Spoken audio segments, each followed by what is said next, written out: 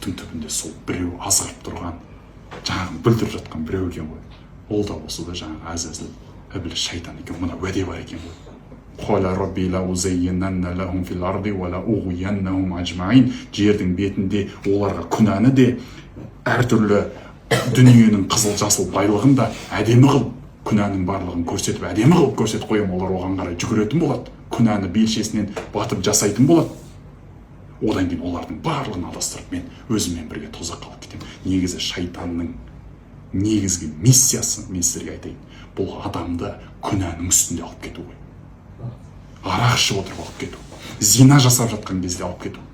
Ана бір интервьюде айтады ғой, ана Петербургта үлкен мэр болған адам бар. Соны айтады да, сөйлеп отырады да, сол кісі туралы айтып отырып, а он же умер на женщине дейді. Қайтыс болғанда әйелдің үстінде қайтыс болған, ол өзінің әйелі емес еді ол дейді. Зинаның үстінде қайтыс болды деп отыр ғой енді. Көрдің ба? Біреу шегіп отырып қайтыс болады, біреу ішіп отырып қайтыс болады. Ішіп алып келеді де үйінде төсекте жатып жүріп кетеді. Біреу асылып қалып, өз-өзіне қол салып жатыр. Біреулер секіріп кетіп жатыр. Біреулер химиядан өліп отыр, біреулер наркотиктан өліп. Әркім әртүрлі да. Біреулер мысалға, аға көрдіңіз ба ана жолы неде?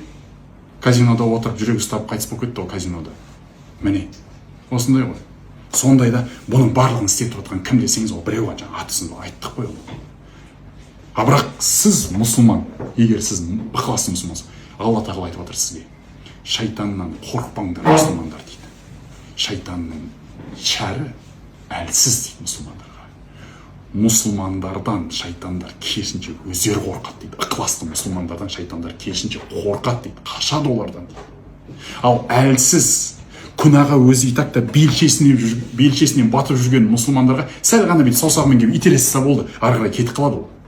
Өзі дайын тұрған адам ғой.